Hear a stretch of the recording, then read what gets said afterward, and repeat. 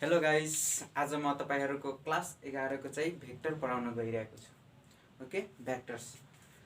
भेक्टरमा सबभन्दा पहिला चाहिँ बुझ्नुपर्ने कुरा चाहिँ physical quantity. Okay, so physical quantity भनेको के हो? What do you mean by physical quantity? Physical quantity भने those quantity which can be major.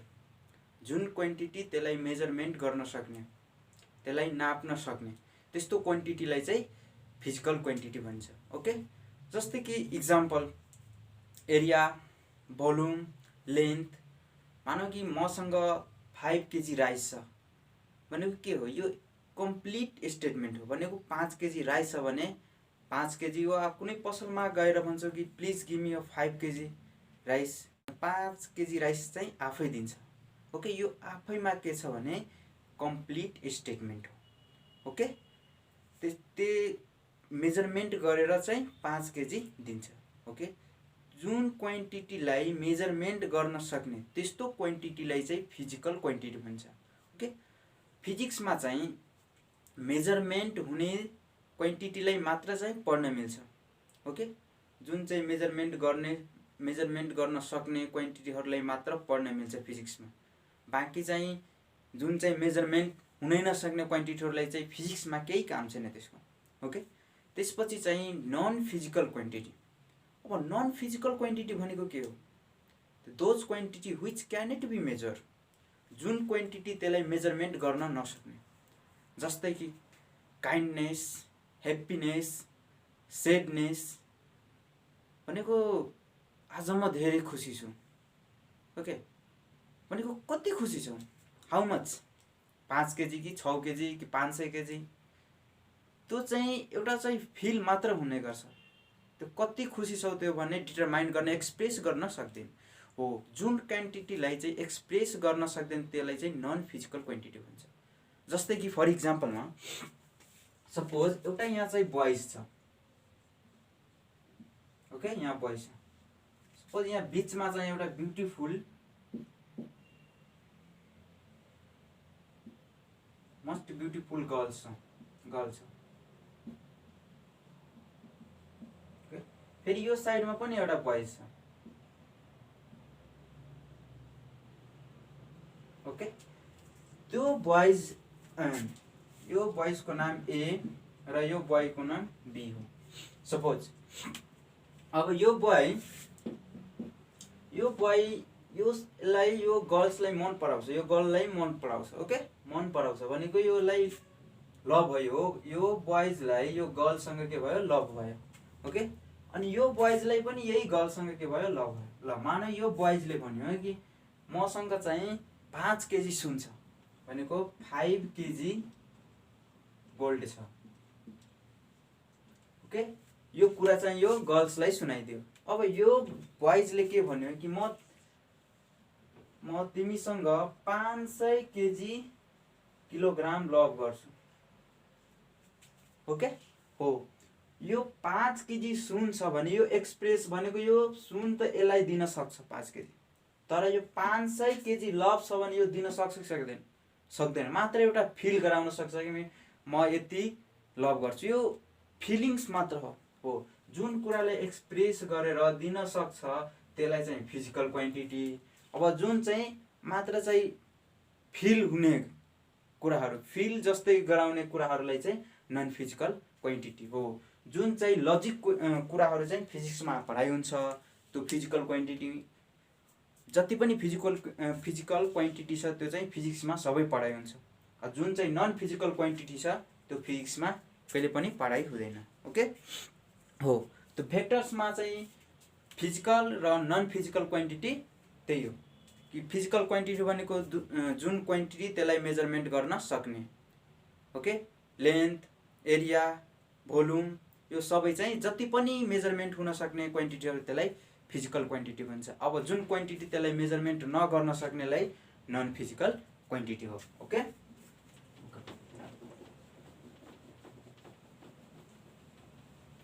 अब फिजिक्समा चाहिँ फिजिकल क्वान्टिटीलाई चाहिँ 3 क्याटेगोरिजमा डिभाइड गरेको छ मेनली।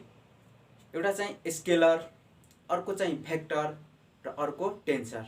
ओके, जुन चाहिँ स्केलर र भेक्टर चाहिँ हाम्रो सिलेबसमा राम्रोसँग पढ्नुपर्छ। टेन्सर चाहिँ आउट अफ सिलेबस हो। टेन्सर चाहिँ बिएससी एमएससीहरूमा पढाइ हुन्छ, तर केही झलकहरू केही इन्ट्रोडक्सन कुराहरू म यसमा टेन्सरको बारेमा लास्टमा पढाउँछु। त्यो चाहिँ केही कुराहरू इन्ट्रान्समा इन्जिनियरिङको वा एमबिबिएसको इन्ट्रान्समा सोध्न सक्छ वा सोध्छ होला। ओके, त्यो फिजिकल क्वान्टिटी कतिवटा 3 क्याटेगोरिजमा डिभाइड गरेको छ फिजिक्समा। Okay, so in physics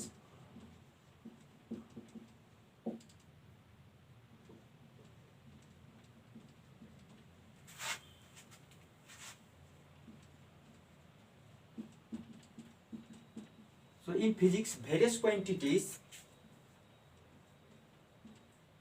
can be broadly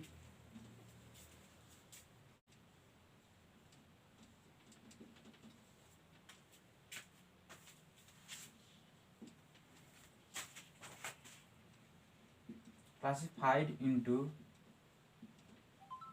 3 categories। Okay, फिजिक्समा चाहिँ हाम्रो फन्डामेन्टल क्वान्टिटीलाई 3 क्याटेगोरिजमा डिभाइड गरियो, जुन चाहिँ फर्स्टमा चाहिँ स्केलर र भेक्टर र टेन्सर हो। ओके, के हो? फर्स्टमा चाहिँ स्केलर्स,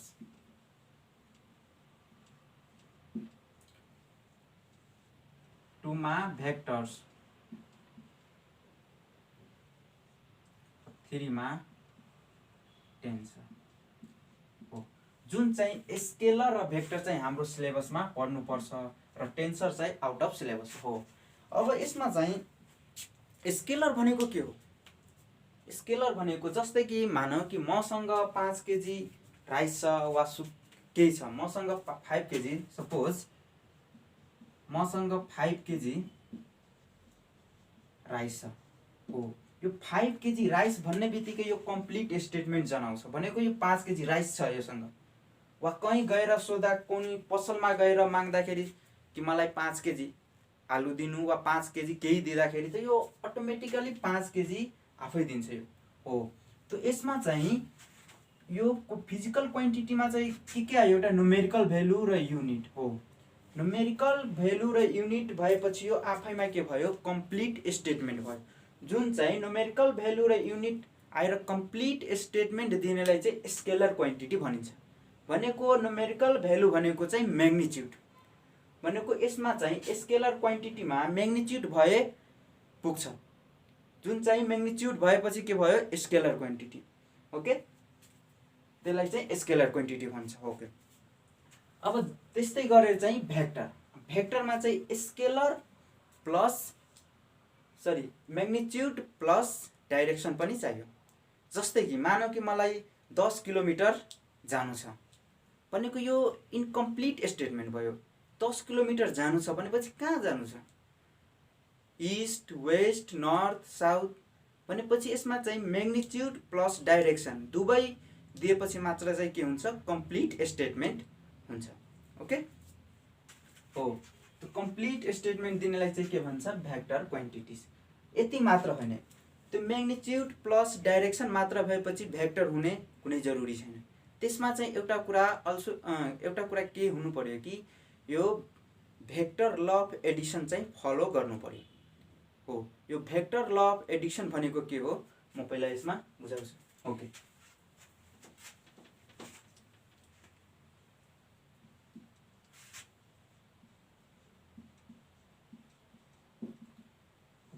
स्केलर क्वान्टिटी के हो? स्केलर क्वान्टिटी चाहिँ एउटा फिजिकल क्वान्टिटीको के हो? पार्ट हो र त्यसमा चाहिँ के हुन्छ?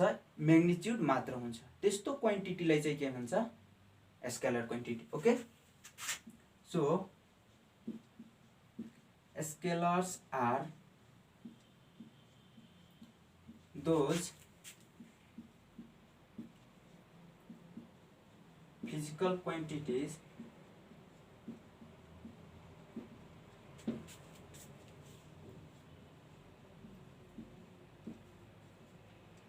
which have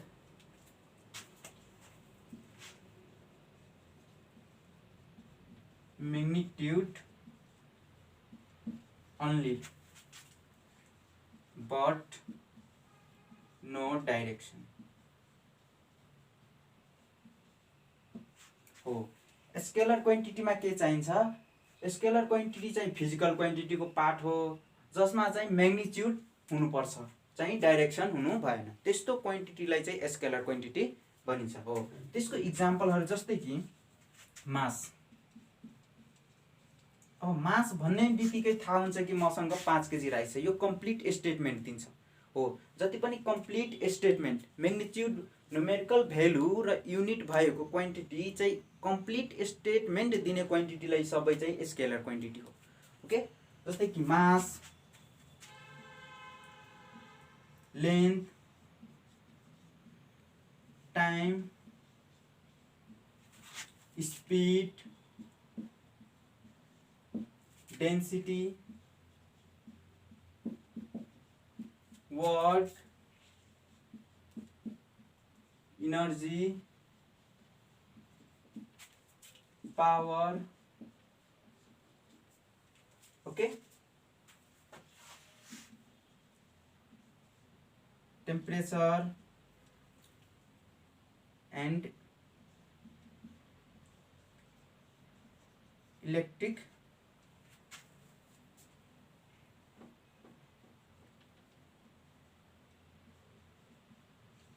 करेन्ट एटीसी, यो सबै चाहिँ स्केलर क्वान्टिटीको चाहिँ इक्जाम्पल भयो। अर्को कुरा चाहिँ स्केलर क्वान्टिटीमा के चाहिन्छ, म्याग्निट्युड भनेको चाहिँ न्युमेरिकल भ्यालु र युनिट चाहिन्छ। Okay,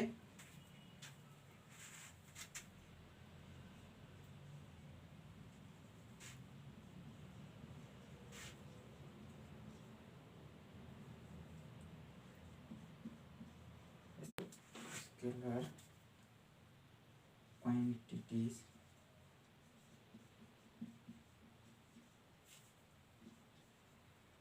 can be specified by a numerical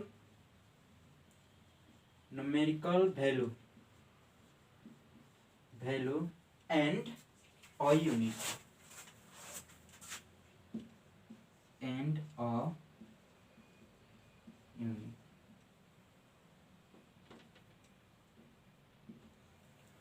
okay. Scalar क्वान्टिटीमा के चाहिन्छ, जुन चाहिँ एउटा म्याग्निट्युड भनेको न्युमेरिकल भ्यालु र अर्को चाहिँ युनिट चाहिन्छ हो। त्यति भएपछि चाहिँ यो स्केलर क्वान्टिटी भएको हो। त्यसपछि के भयो, अब यसको चाहिँ एड कसरी हुन्छ, स्केलर क्वान्टिटी चाहिँ अल्जेब्रिक एक्सप्रेसन जस्तै एड गर्न मिल्छ।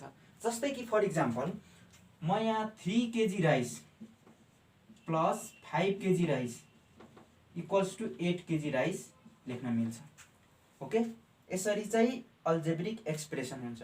तर भेक्टरमा यसरी एड गर्दाखेरि चाहिँ यसमा चाहिँ फरक रिजल्ट आउन सक्छ। त्यही सेम नम्बरले एड गर्दा पनि फरक रिजल्ट आउँछ। कसरी आउँछ म यो भेक्टरमा भन्छु।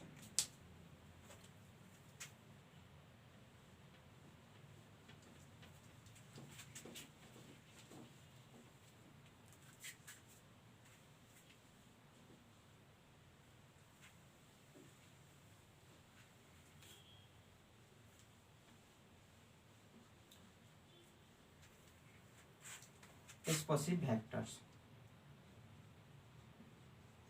ओके, भेक्टर्समा के हो भने चाहिँ यसमा चाहिँ म्याग्निट्युड प्लस डाइरेक्सन र अर्को चाहिँ it also follow the vectors law of Edison.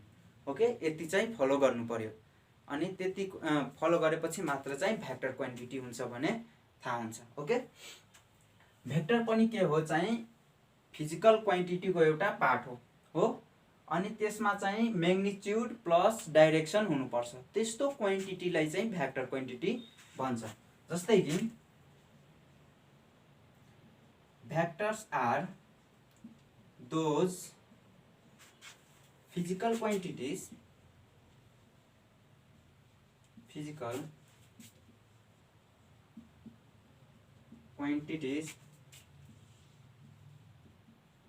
which have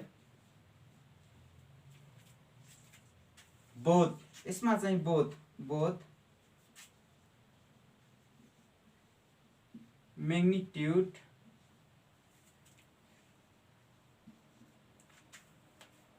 and direction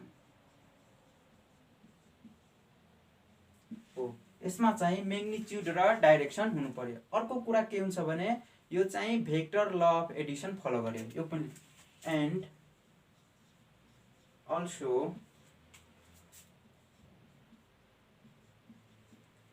also follow the vectors laws of addition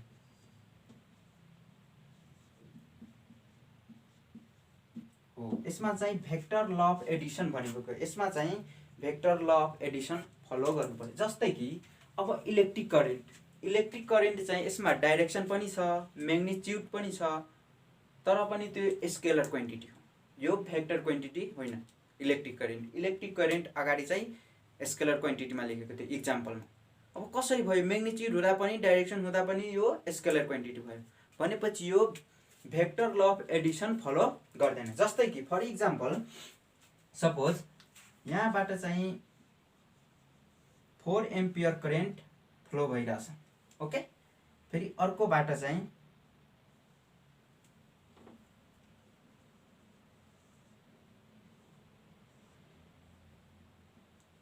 5 ampere current flow भइरहेछ, तर रिजल्टमा चाहिँ मान यो 45 डिग्री एङ्गल छ भनेपछि रिजल्टमा के हुन्छ भने 9 एम्पियर करेन्ट हुन्छ, बाहिर निस्किन्छ भनेको यो के भयो, अल्जेब्रिक एक्सप्रेसन चाहिँ त्यो गर्छ। यसमा डाइरेक्सन र डाइरेक्सनको केही काम त्यो एडिसनै फलो गर्दैन यो।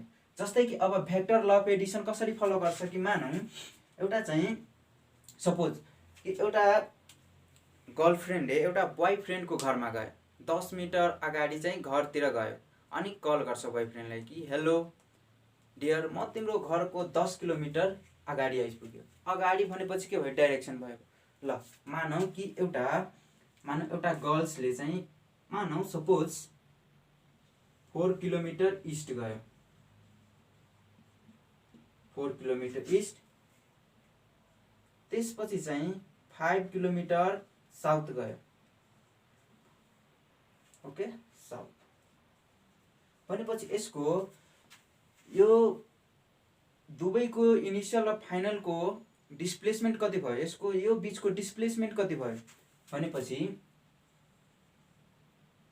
यसको डिस्प्लेसमेन्ट भयो h भयो। h बराबर के हुन्छ p square plus b square root under भनेको 16 प्लस 25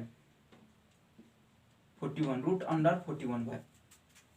6 5 11 1 3 1 4 यति भयो हो। यहाँ हेर, यहाँ 4 र 5 को त्यो सम गर्दा 9 आयो, तर यहाँ चाहिँ यति डिस्टेन्स नै ट्राभल गर्दाखेरि के भयो 41 भयो भनेपछि यो एङ्गलमा डिपेन्ड पर्छ। जस्तै कि मानौँ यो फेरि 4 किलोमिटर इस्ट गएर फेरि यहाँबाट फेरि इस्टै गयो 5 केजी 5, यो डाइरेक्सन पनि दिनुपर्छ। यसमा डाइरेक्सन सो गर्नुपर्छ किनभने सपोज यहाँ इस्ट भन्थ्यो, यसको डाइरेक्सन पनि सो गर्यो कि इस्टै जानुपर्छ भनेको, ओके। भनेपछि यो टोटल कति भयो 9 मिटर इस्ट भयो हो। यति चाहिँ डिस्टेन्स ट्राभल गर्दा फेरि यहाँ एन्सर कति भयो 9 भयो, यहाँ कति भयो रुट अन्डर 41 हो। भनेपछि भेक्टर्समा के हुन्छ भने एङ्गलमा डिपेन्ड गर्छ। एङ्गल फरक एङ्गल भयो भने के हुन्छ, यसको रिजल्ट फरक आउँछ हो। त्यस्तो एडिसन गर्नलाई चाहिँ भेक्टर्स ल अफ एडिसन गर्छ। तर इलेक्ट्रिक करेन्टमा त्यस्तो एङ्गलमा जति पनि एङ्गल राखे पनि त्यसको रिजल्ट अल्जेब्रिक फर्मले नै आउँछ, जसरी जोड्छ त्यसरी नै आउँछ हो। त्यस्तो चाहिँ गर्दाखेरि चाहिँ जुन क्वान्टिटीलाई त्यस्तो फलो गर्दा त्यसलाई चाहिँ भेक्टर क्वान्टिटी भन्छ। अब भेक्टर क्वान्टिटीको इक्जाम्पलहरू के होला,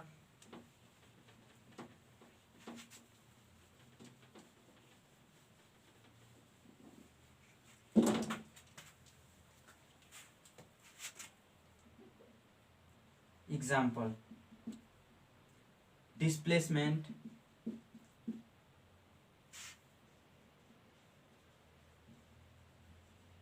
velocity, force,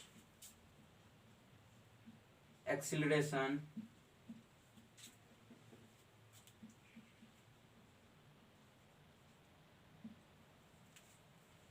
लिनियर मोमेन्टम है इटिसी। यो सबै के भयो, यसको चाहिँ भ्याक्टर क्वान्टिटीको चाहिँ इक्जाम्पल भयो। ओके, अब भ्याक्टर क्वान्टिटी चाहिँ भ्याक्टर क्वान्टिटीलाई पनि टु टाइप्समा डिभाइड गरेको हो। ओके, यो भ्याक्टर क्वान्टिटीलाई चाहिँ फेरि टु टाइप्समा डिभिजन गरेको हो। one चाहिँ के भयो चाहिँ पोलर भ्याक्टर्स र अर्को चाहिँ एक्सियल भ्याक्टर। ओके, त पोलर भ्याक्टर भनेको के हो, एक्सियल भ्याक्टर भनेको के हो, त्यसपछि चाहिँ पोलर भ्याक्टर एक्सियल हो। अहिलेसम्म चाहिँ के पढाइ भयो फिजिक्समा चाहिँ भ्याक्टर्समा चाहिँ सबभन्दा पहिला चाहिँ फिजिकल क्वान्टिटी, त्यसपछि non physical quantity. Physical quantity भनेको those quantity which can be measure, जुन क्वान्टिटी त्यसलाई मेजरमेन्ट गर्न सक्ने, जुन क्वान्टिटी त्यसलाई मेजरमेन्ट नगर्ने क्वान्टिटीलाई नन फिजिकल क्वान्टिटी हो। अब फिजिकल क्वान्टिटीलाई पनि 3 क्याटेगोरिजमा डिभाइड गरियो, जुन चाहिँ एउटा स्केलर, भ्याक्टर्स र टेन्सर हो। स्केलर र भ्याक्टर, स्केलरमा के हुन्छ भने यो स्केलर चाहिँ फिजिकल क्वान्टिटीको एउटा पार्ट हो, जुन चाहिँ त्यसमा चाहिँ म्याग्निट्युड हुनु पर्यो, चाहिँ डाइरेक्सन हुनु भएन हो। म्याग्निट्युड हुँदा त्यस्तो क्वान्टिटीलाई चाहिँ स्केलर क्वान्टिटी भन्छ। अब भ्याक्टर क्वान्टिटीमा चाहिँ म्याग्निट्युड प्लस डाइरेक्सन हुनु पर्यो, त्यस्तो अनि भ्याक्टर्स ल अफ एडिसन फलो गर्नु पर्यो, त्यस्तो क्वान्टिटीलाई चाहिँ भ्याक्टर क्वान्टिटी भन्छ हो। अब भ्याक्टर क्वान्टिटीको पनि टु टाइप्स हो, एउटा चाहिँ पोलर भ्याक्टर र एक्सियल भ्याक्टर। ओके, त्यसपछि चाहिँ पोलर भ्याक्टर र एक्सियल भ्याक्टर।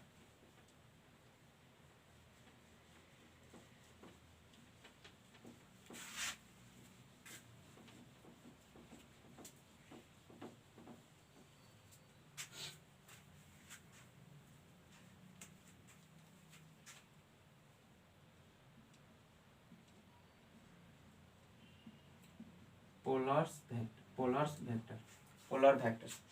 अब पोलर भ्याक्टर्स भनेको those vectors which ever starting point, जुन भ्याक्टर त्यसको स्टार्टिङ पोइन्ट थाहा हुनुपर्छ वा थाहा भइसकेपछि त्यस्तो भ्याक्टरलाई चाहिँ पोलर भ्याक्टर भन्छ। र पोइन्ट अफ एप्लिकेसन थाहा हुनु पर्यो, त्यस्तो भ्याक्टरलाई चाहिँ के भनिन्छ, पोलर भ्याक्टर। जस्तै कि इक्जाम्पल पहिला यसको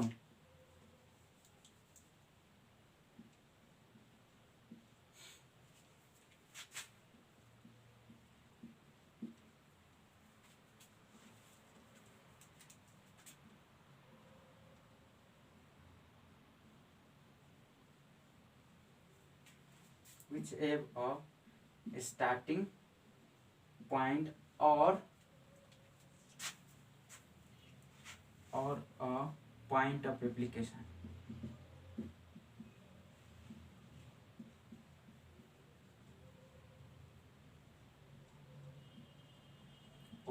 जुन भ्याक्टर त्यसको स्टार्टिङ पोइन्ट र पोइन्ट अफ एप्लिकेसन थाहा हुनुपर्छ वा थाहा भइसकेपछि त्यस्तो भ्याक्टरलाई चाहिँ के भन्छ, पोलर भ्याक्टर। जस्तै कि इक्जाम्पलमा अब मानौँ यहाँ म एउटा ब्लक छ, यो ब्लकमा यहाँदेखि म फोर्स लगाइदियो भनेपछि त मलाई थाहा भयो कि यहाँबाट यो पोइन्टदेखि फोर्स गयो, फोर्स लाग्यो।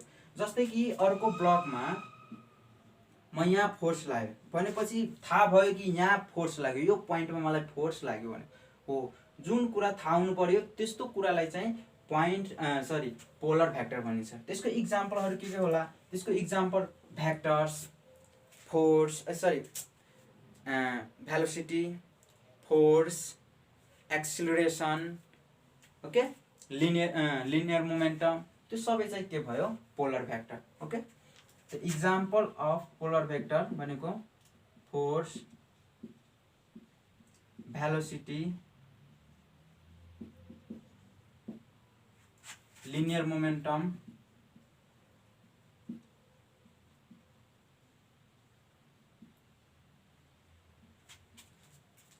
displacement,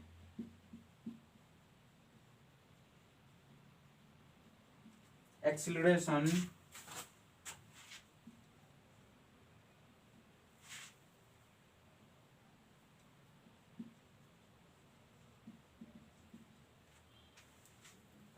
etc। ओके, त्यस्तो भेक्टरलाई चाहिँ पोलर भेक्टर भनिन्छ। अब त्यसपछि चाहिँ axial vector. Okay, axial vectors हो, यो चाहिँ एकदम इम्पोर्टेन्ट हो। एक्सियल भेक्टर भनेको के हो? एक्सियल भेक्टर भनेको those vectors which direction are along the axis of rotation. जुन भेक्टर, यो एक्सियल भेक्टर भनेको पहिला चाहिँ रोटेसनमा मात्र हुन्छ, रोटेसन मोसनमा हुन्छ। जुन रोटेसन मोसनमा चाहिँ एक्सिस हुन्छ, जुन एक्सिसको एलोङ चाहिँ डाइरेक्सन फर्म हुँदाखेरि वा डाइरेक्सन फर्म हुँदाखेरि त्यो आउटवर्ड पनि हुनसक्छ वा इनवर्ड हुन पनि सक्छ, आउटवर्ड वा इनवर्ड। त्यो चाहिँ direction along the axis of rotation direction form हुँदाखेरि त्यस्तो भेक्टरलाई चाहिँ एक्सियल भेक्टर भनिन्छ। ओके, अब जस्तै कि इक्जाम्पलमा सपोज कुनै ठुलो मसिन छ, यो मसिन एकदम रोटेसन गरिरहेछ। ओके, अब यो मसिन रोटेसन गर्दाखेरि चाहिँ के भयो, यसमा चाहिँ सर्कुलर मोसन भयो। मोसन चाहिँ दुई टाइपको हुन्छ, एउटा चाहिँ लिनियर मोसन र एउटा सर्कुलर मोसन हो। लिनियर मोसनमा के हुन्छ भने पोजिसन चेन्ज लिनियर मोसनमा के हुन्छ भने पोजिसन चेन्ज हुँदै जान्छ, चेन्ज हुन्छ। तर सर्कुलर मोसनमा के हुन्छ भने पोजिसन चेन्ज हुँदैन। जस्तै कि एउटा मानव सपोज यहाँ एउटा फ्यान छ,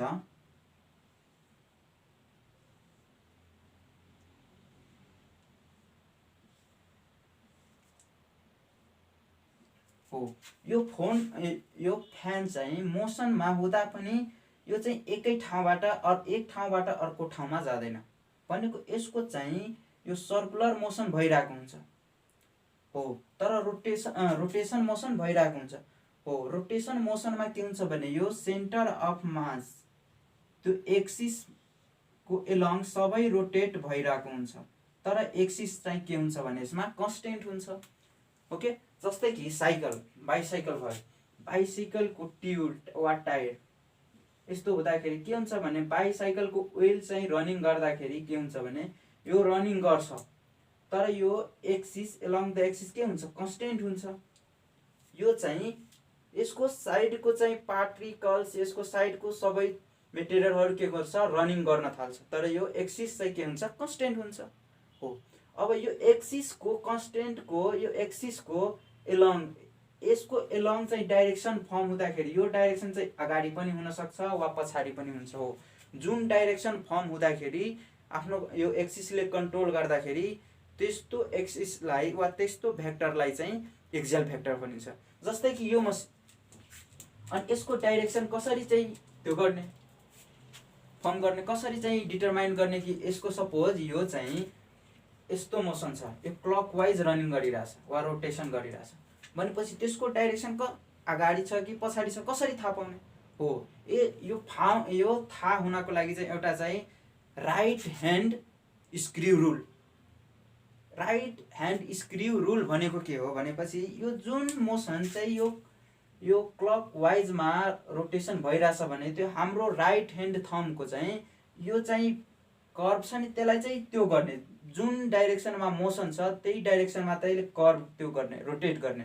जस्तै कि यसमा क्लकवाइज रोटेसन भइरहेछ भनेपछि क्लकवाइज रोटेसन छ भनेपछि यो राइट ह्यान्ड थम्ब रुलले चाहिँ यसलाई चाहिँ क्लकवाइज मोड्दा, यस्तो क्लकवाइज डाइरेक्सनलाई कर्भ गर्ने ह्यान्डलाई। अब यस्तो कर्भ गर्दाखेरि के हुन्छ, थम्ब चाहिँ के हुन्छ, भित्र जान्छ हो, वा भित्र जाँदाखेरि के हुन्छ भने त्यसको डाइरेक्सन चाहिँ के भयो, एक्सिसको एलोङ के भयो, भित्र भयो हो। त्यस्तै गरेर यदि चाहिँ एन्टी क्लकवाइज हुँदाखेरि सपोज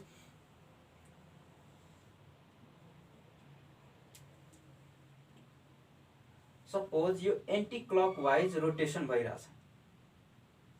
ओके, अब एन्टी क्लकवाइज रोटेसन हुँदाखेरि यो राइट ह्यान्ड थम्ब रुलको यो कर्भ गर्दाखेरि के हुन्छ, यो थम्ब के हुन्छ भने अगाडितिर हुन्छ हो।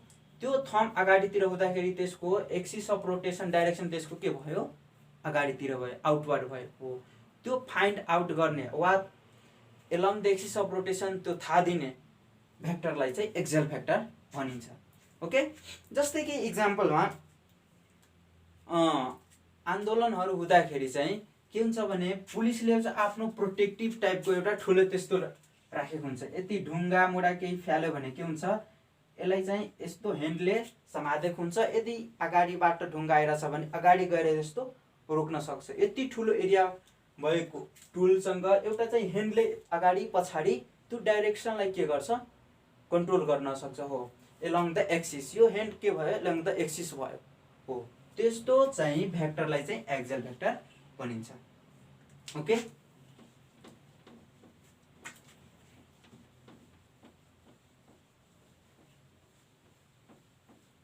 एक्सियल भेक्टर भनेको के हो? These are vectors whose direction